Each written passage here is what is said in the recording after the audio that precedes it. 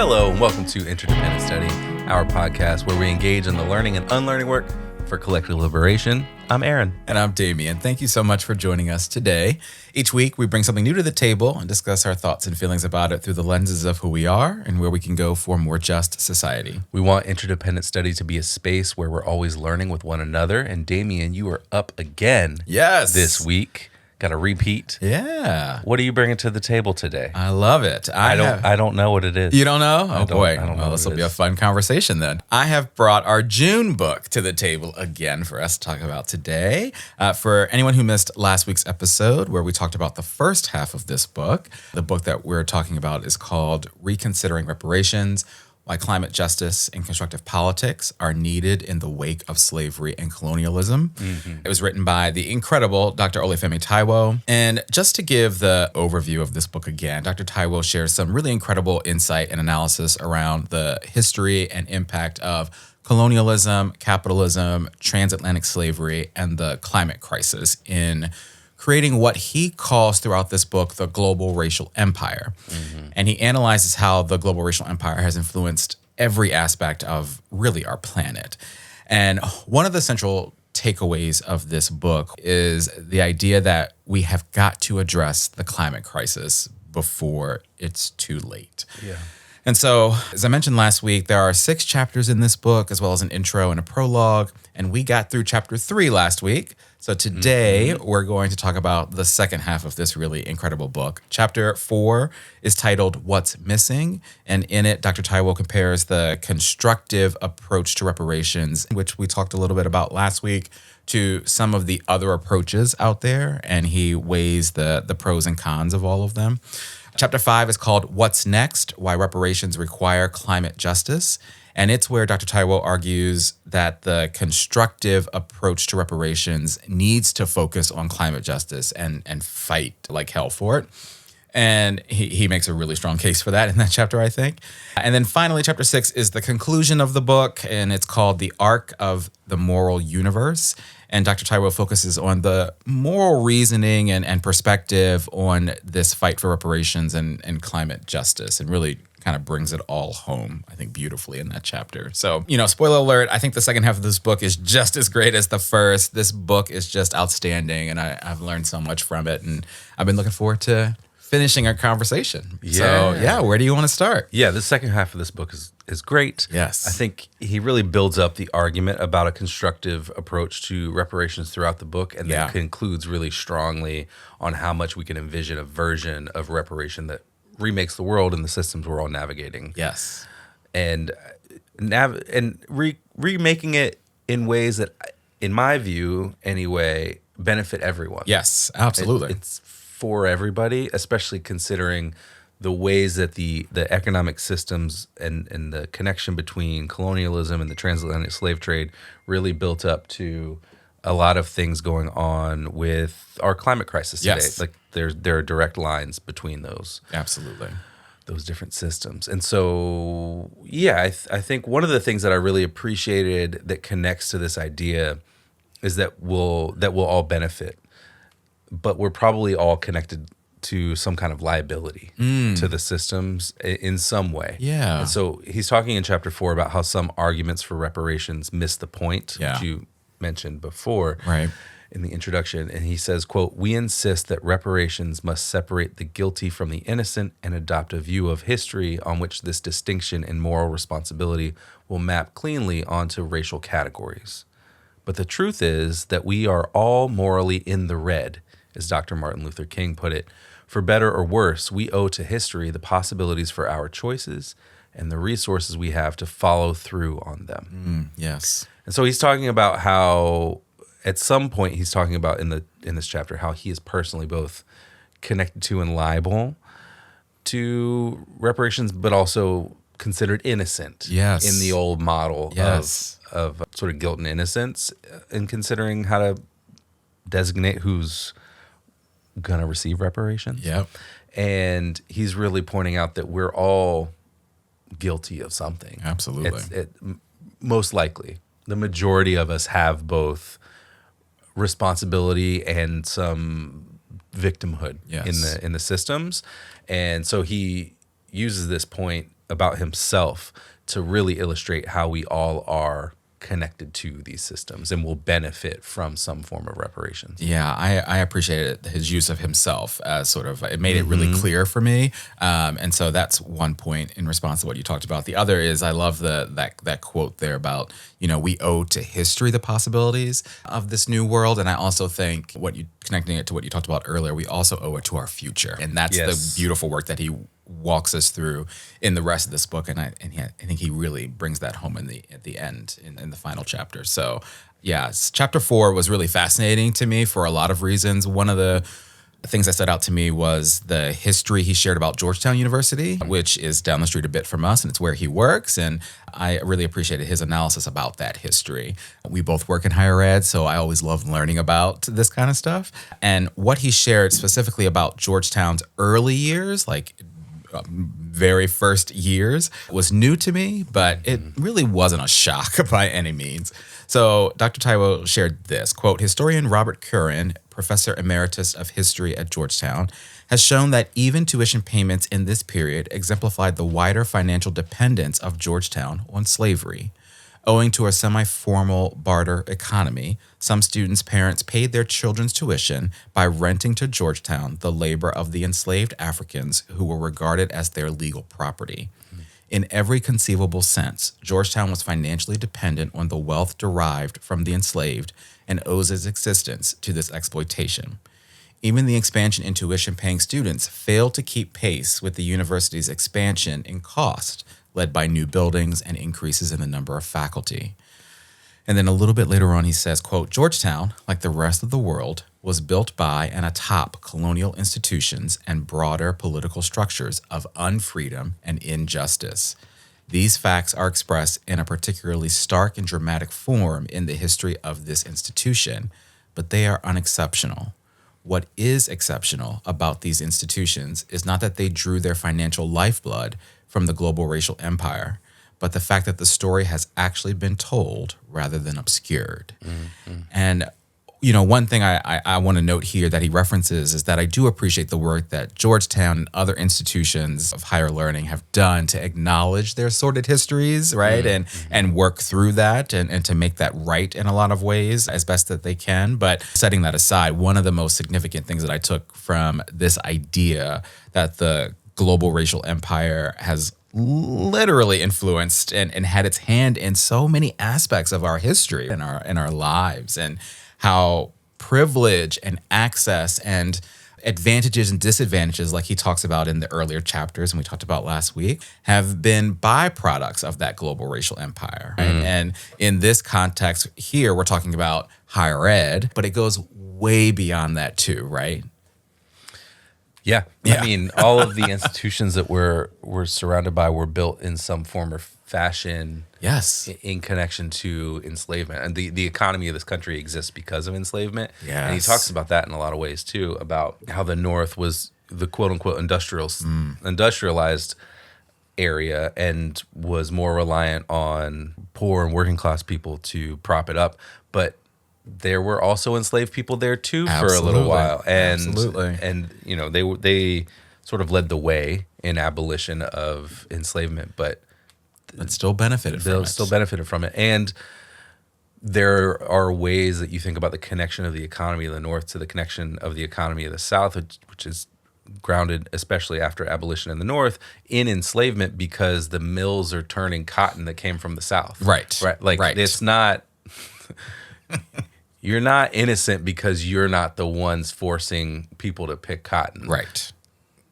It's still all connected. Absolutely. So one of the highlights of the book, I think, is toward the end of chapter 4. Okay. And he outlines the standards that he sees as necessary for a constructive reparations project.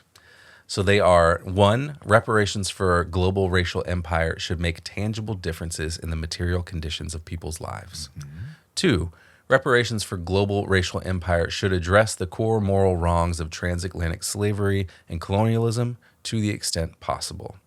3, reparations for global racial empire should discriminate, should distribute benefits and burdens based on the different relationships of persons and institutions to the core moral wrongs. Wow. Yeah, these are great standards. Yes. They acknowledge that not everyone has contributed to colonialism and the transatlantic slave trade to the same extent, but it gives room for variety there and for the messiness of that.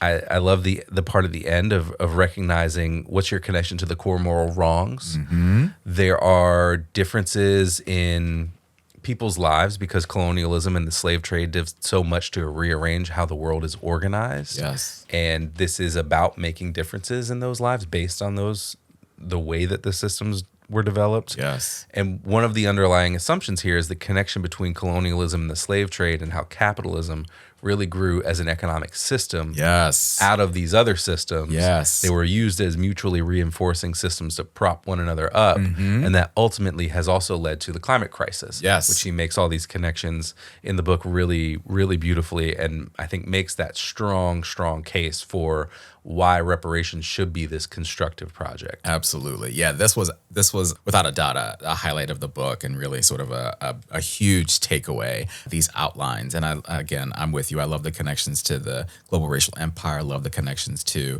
particularly when he talks about to make tangible differences in the material conditions of people's lives, right? I think there's beauty in some of the wiggle room and the space that he offers in these standards, but he does not cut corners, right? He makes it very clear what the goals of a reparations project should be. So the purposes. The purpose, absolutely. Yeah, very good. All right, well, let's move to chapter 5. There's so much in chapter 5 that we could talk about. He spends a really good portion of the chapter talking about Hurricane Katrina's impact on New Orleans, and I think that's a huge case study for this book, and the aspects of colonialism and climate injustice that led to the devastating impact of that hurricane on the city and the people of New Orleans. So one of the things he's shared is this, quote, "The city issued a mandatory evacuation order hours before the hurricane hit the city. Unsurprisingly, those without the resources or ability to leave their homes at a moment's notice were disproportionately poor, disabled, elderly, and Black. Many took to the streets looking for dry land, shelter, medical help, and essentials such as food and water.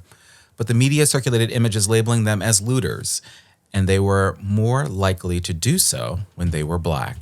Law enforcement officials were given orders to shoot looters on sight, and they were soon joined by impromptu militias of largely white vigilantes roaming the watery streets and killing Black people with impunity.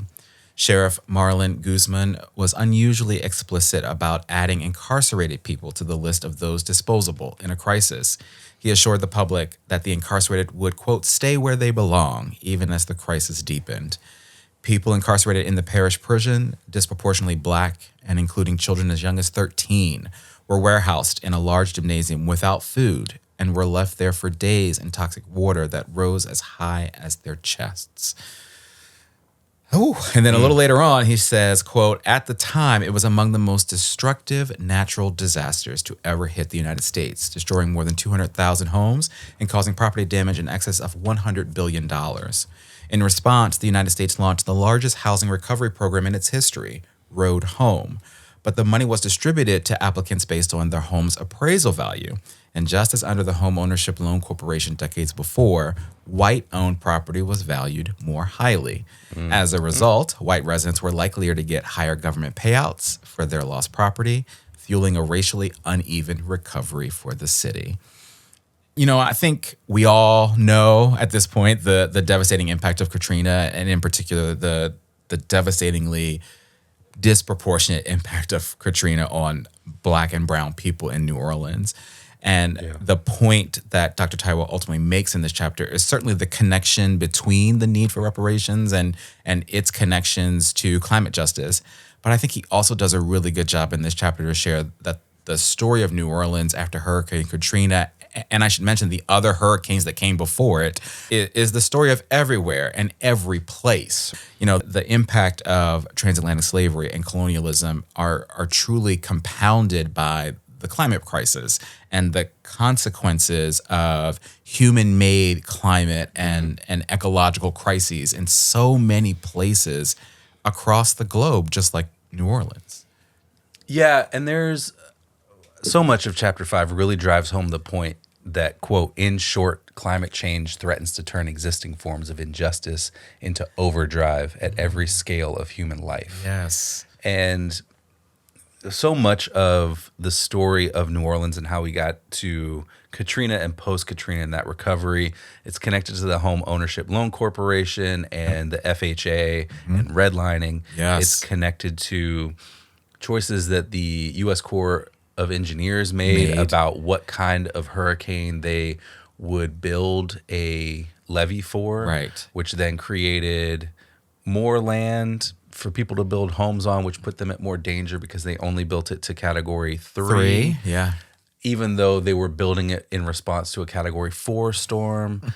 And so there are all these things, and they also made there are choices that were made, and I don't remember this exactly, but sort of upriver that changed how the silt was built up in the Mississippi River. And so that meant that New Orleans was slowly sinking into the water. And so it has not always been below sea level. Right. That's a man-made condition. Yes, which I highlighted and I said, wow, I didn't know. Yeah. I just always assumed that it was below sea level. Yeah. Because that's how people have always talked about it in my lifetime without this context of this is how it got to be below sea level. All of these decisions led to this. Yeah. And, we talk about all of the ways that we saw the COVID pandemic amplify systems of oppression into overdrive almost overnight. And so we see those connections somewhat in like Katrina and other responses to natural disasters. Absolutely. And way back we read Mark Lamont Hill's We Still Here, which talked about what he dubbed COVID capitalism that transferred loads of wealth from regular people to billionaires. And so this is just one way we can see how these moments can really put injustice into overdrive, as Dr. Táíwò says in this book. And he goes on to talk about the enormity of these issues and climate justice. And he says, quote, "This scale can seem daunting and impossible. How are we supposed to win the political movement of that magnitude? But what I've attempted to argue throughout this book is that for the past 500 years, the task of justice has always been this large. The colonizers and conquerors of the world, from the U.S. Southern planter aristocracy to the Third Reich, have never been confused about the scale of their ambitions for injustice. It's time they met their match." Wow. And so it is time that they met their match, with a whole lot of us pushing the whole world towards liberation. Absolutely. Because we see all of the ways that their choices, their injustice leads to death, destruction, disadvantage for the rest of us. The way that those things are distributed is uneven. And so it's time that they met their match. And so I loved that quote. I love that quote so much. And I said this last week, I love the way he writes and the magnitude of his words here are huge. And so it's almost poetic the way that it's structured. And it's very purposeful. It's very direct and descriptive and all of it. Yeah, the task of justice has always been this large. Yes. Yeah. All right, well, that feels like a great place to transition us, well done, and shift our conversation over to application. So how does this book, these chapters in this overall book and our conversation about it apply to our everyday lives? I pulled my application from the final chapter of this book, and it, to me, when I read it, it reminded me of what you talked about from chapter 2 in our last episode about acting like an ancestor, which I loved. And so Dr. Táíwò says this in the closing chapter, chapter 6. "The struggle in front of our generation, I've argued in this book, is climate crisis. This crisis is existential for humans and many non-human species, but especially for Black and Indigenous peoples, who may be set for wholesale destruction, even in many of the scenarios where the human race as a whole makes it through the crisis. Any sober analysis of the implications of this fact cannot but recognize these further conclusions. If we fail in the struggle for climate justice, there's a serious risk that the gains our ancestors made will be lost. If we fail, our descendants may not have the resources or strategic position they need to right the ship. Depending on how we fail, our descendants may not have descendants of their own at all." And again, talking about the magnitude of his writing, right? I mean, come on. That's the application here for sure. And I don't know that I have anything more poignant to add to that brilliance. It just is the call to action. And as you just pointed out too, that I think we need it and is a huge takeaway from this book. Yeah, definitely. My application comes from chapter 6 as well. Okay. I'm bringing back and talking about the ancestor perspective again. Oh, good. Even though I talked about it last week. Yes. Because he got us with some extra context in chapter 6. Yes. I think I mentioned it from the preface. Yep. And there's more here in chapter 6. So he says, quote, "The ancestor perspective helps ground a kind of revolutionary patience while at the same time rejecting complacency. The arc of the moral universe will not bend itself, no matter how many times people take the Dr. King quote that serves as the epigraph for this chapter out of context. It will be bent by deliberate effort and political struggle, if it will be bent at all, and there's no other hands to do it but ours. But the point was and is, we don't have to do it all at once." Yes. And that's enough. Yeah. But then he said some more stuff that spoke to me, I think, directly, because it gives context for the way that we understand our relationships, plural, to the global racial empire. Yeah. So he says, quote, "Many white people are descended from slaveholders, colonizers, or collaborators, but many are descendants of abolitionists, conscientious dissenters, and their collaborators. Their responsibility is no different from anyone else's. First, to decide which of those paths are available to follow. Second, to decide which of those lead upward toward justice and what actions they can take today to make the advancement of that path real. If not tomorrow, then perhaps the day after." So I love that because it's thinking like an ancestor. It's understanding where you come from. It's understanding what paths you're leaving behind. And it's following the path that leads us somewhere real, somewhere better than where we are. Yes. And leaving breadcrumbs, leaving instructions behind for the next generation too. Yes, absolutely. And I just love that notion that we have a choice. All of us have a choice to decide what's next and where we go, right, and the actions we take, no matter who our ancestors are or were. We have a choice to make. And yeah, he does such brilliant work in this chapter to bring all of this home. I love it. All right, well, let's talk about homework. Now that we have finished this book, this incredible book, how do we want to continue our learning and unlearning work once we leave the table today? One of the things that Dr. Táíwò does in between each chapter of this book, I don't think we've mentioned this, is share the history of the 1835 Malay Revolt, which was a Muslim slave rebellion that broke out during the Regency period in Brazil during the month of Ramadan. And it's where a group of enslaved African Muslims and freedmen who were inspired by Muslim teachers rose up against the government and occupied the city. And I had not at all heard of the Malay Revolt. I loved reading those stories, but I want to just learn more about it and do my research on that. And I'm sure there's some great articles or maybe even a book out there about it. So I want to learn more because I appreciated that, the interjections of those in between each chapter. Yeah, I want to know more. So that's my homework. What about you? Yeah, I'm sure that those are referenced in the references. Yes. That's my homework, is to scan through the references and footnotes. I found a few things that I might want to read. Okay. One is an article called Reparations After Identity Politics by Laurie Balfour. Okay. And there's a book that's referenced, and that's by Elizabeth Hinton, called From the War on Poverty to the War on Crime. Ooh. And I read her book, I don't remember the title of it now, but it was about the rebellions and revolts that happened in the 50s and 60s and 70s that led to some of the civil rights changes that happened in the 60s. Oh, wow. And so that's a great book. It's America on Fire, I think is what it's called. Okay. Something Fire. Yep. And that was great. And so I'd love to read a little bit more about this, because it sounds like it's the next chapter of history in this window of going from the war on poverty to the war on crime, and that kind of window between when she finishes the book that I have read by her and moves into this one. I love that. Let's add it to the list. It sounds fascinating just from the title alone. Yeah. So I love that. All right. Well, that's our conversation about reconsidering reparations. And I think you can probably tell we can't recommend it enough. We encourage you to read it. It is so incredible. Thank you, Dr. Táíwò, for it. Aaron, my friend, you're up next time. Yes. I'm going to allow you to go. Oh, thank you so much. What are you bringing to the table in our next episode? I am bringing a new resource from Interrupting Criminalization called A Short History of U.S. Police Tear Gas. Wow. Yeah.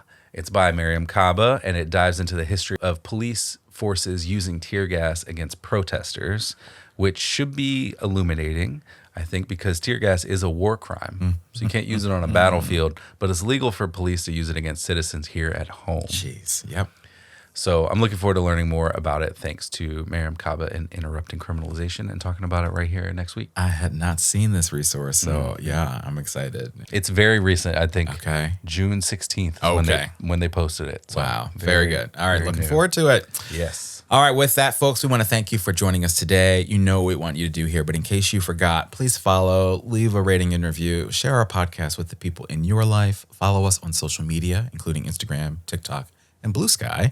Check us out on YouTube and sign up and join us on Patreon to get notified about any new things we've got going on behind the scenes. Yes, thank you so much for listening. Remember, it's not about us, but it is about all of us. And we'll talk to you next week.